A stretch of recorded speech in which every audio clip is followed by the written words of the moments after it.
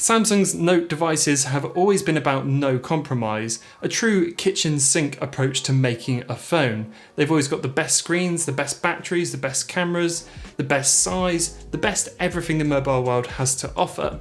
So when Samsung announced the Note 10, I, like many other people, was excited to see what they were going to bring to the table this year. But they've decided to bring two round for us this time, the Note 10 and the Note 10 Plus.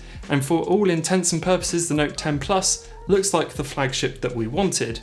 But the Note 10, which is a little smaller, isn't quite as good, and I don't think that's very fair. Welcome back to Byte Review. I've got a little bit of beef about the Note 10, so let's dive into it. I don't have any flashy B-roll unfortunately for this video, so I will try and put some nice graphics in there so you can enjoy it rather than just looking at my face for the whole thing. Let's get into it. We always expect a difference in devices when there's a plus size model and a regular model, but this time round I really think Samsung are pushing that just too far.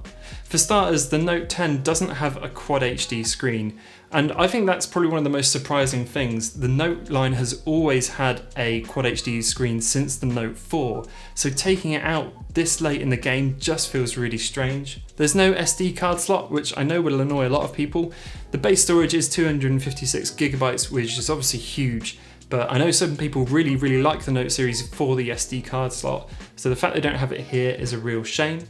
The battery is somewhat smaller, but that's to be expected a little bit with a smaller device size, but it also translates to the charging as well. The smaller model has a 25-watt fast charger, which is still quick, but the Plus model goes all the way up to 45 watts, which basically means it will charge a lot quicker too. The standard Note 10 doesn't have the depth vision camera either, so that means no video bokeh mode and no 3D scanner, which is a real shame.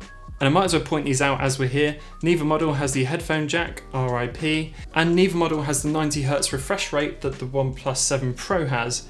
And I think Samsung made that panel, so that's even more surprising. I could kind of forgive these features a little more if the regular Note 10 had that Quad HD screen, because all those extra things are just extras and they're not really going to change the way you use your phone, but the screen is something that you look at all the time, and a Note device is known for having the very best screens, so it just feels like a really strange omission, and I'm sure it still looks great. I've seen a lot of people say you can't really notice the difference, and to be honest, you probably can't unless you've got it side by side.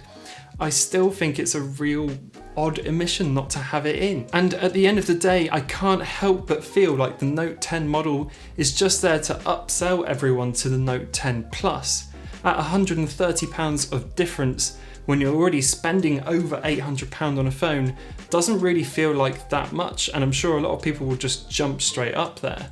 Let's really put things into perspective though and have a bit of a laugh, because if you compare the Note 10 to the Galaxy S10, the regular size model that was released earlier in the year, it starts to make even less sense. The S10 has a Quad HD screen, of course, and the Note 10 doesn't. The S10 has an SD card slot and the Note doesn't. The S10 has a headphone jack as well, which the Note 10 doesn't either. Both have the Snapdragon 855 processor if you're in America, and if you're in Europe there is a very slight upgrade to the Exynos processor, but nothing that's going to make a huge difference at all. And not to mention, through all of this, the S10 is actually cheaper. It starts at £799, so that's about £70 less than the Note 10. Also, on Samsung's website at the moment, you can pick up the S10, the 512GB model, for £799, which is more storage off the bat, and it's got an SD card slot. It just seems insane. The only thing that really separates the Note 10 from the S10 is the S Pen and the enhanced DeX features that come with it this time round. The Note 10 Plus, however, makes absolutely none of these trade-offs. It's not only just a bigger phone now, it's pretty much better in every single way. It drags me back around to this question of who is this regular sized Note 10 for? Because people that buy a Note year on year or every 2 years are most likely going to jump straight up to the Note 10 Plus. I know I would if I was a user of those devices. I've got a few ideas of who it might be for, and who knows, maybe Samsung are just targeting these people. Is people that really enjoy the S Pen and aren't too fussed about all the other features. If you're like all in on the S Pen and you love taking notes on a mobile phone, then you don't really have anywhere else to turn, you have to use a Note device. It also might be for people that just don't like the size of the Note devices, if they just want something smaller and again, don't really care that much about the specs. It also might be to drag people from the S line to the Note line to try and introduce it to more people. Even though the price is higher, it's still lower than what a Note would normally cost. So it might just invite people more that way round.